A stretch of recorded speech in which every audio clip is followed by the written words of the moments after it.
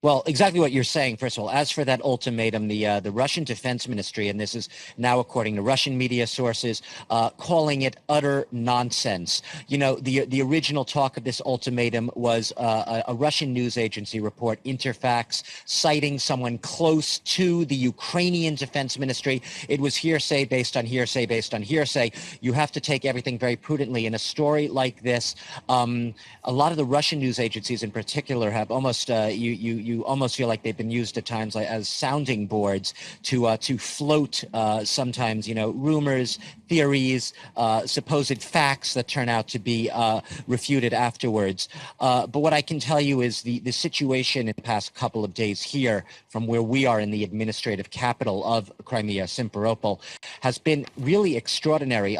And surreal at the same time. It's not a classic coup d'etat in the sense that, first of all, coup d'etats are typically internal affairs, states against states.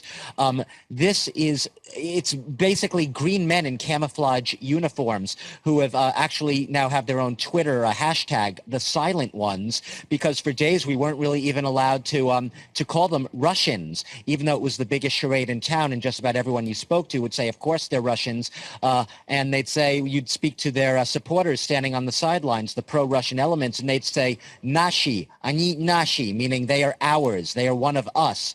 So really, the pretense is now all but dropped. Everyone accepts the fact that in some way, shape, or form, these green men in camouflage uniforms bearing no identifying insignia, toting masks, wearing masks, toting machine guns, surrounding the perimeters of military installations throughout Crimea, that these are in fact forces aligned in some way, shape, or form with Russia, whether or not they want to officially acknowledge it or wear any identifying insignia. And extraordinary because it's been, if you want me to call it a coup, I won't use that word, I'll use invasion in a sense. It's been sort of a silent invasion, which is by creating facts on the ground, which is essentially what they have done, facts on the ground day after day. You have a situation which almost de facto at this point, Russia has consolidated control of the police, the military, the Interior Ministry, the security installations, and now the big military installations, any last ones that could have possibly remained loyal to the new authorities in Kiev. So truly extraordinary turn of events. And people who've covered wars, who've covered lots of coups d'etats, they say they haven't quite seen anything like this. You likened it to Prague earlier. People talk about Georgia. They talk even about Moldova. You go back to Budapest in '56. There's nothing exactly comparable to what we've seen here in Crimea in the past 48 to 72 hours. And nothing comparable, Doug, because there haven't been shots fired.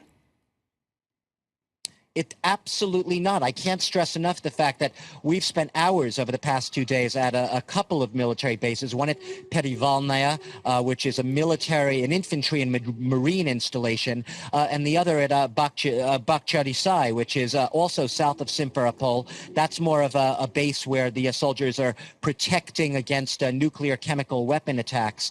And in both cases, it has simply been on one side of the perimeter fences. You have had Ukrainian troops standing there, looking out often, facing down, staring down these, and I will call them Russian commandos at this point. On the other side, the men in green camouflage uniform, facing each other, yes, tense, yes, a direct confrontation, perhaps one of the more tense direct confrontations we've had, but no violence, no shots fired in any way, shape, or form.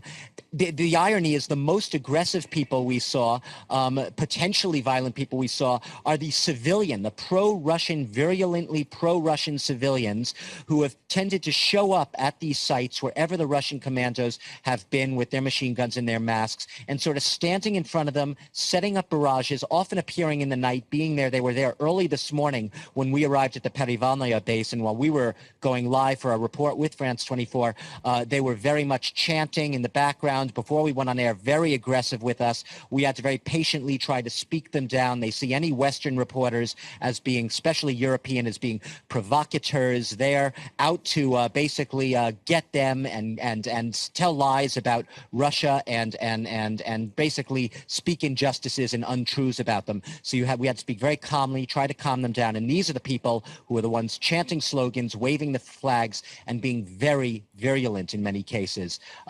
all around the town, all around Simferopol, in front of Parliament, in front of local regional government buildings, in front of the airport. Wherever you see these Russian commandos showing up, they are there right alongside them.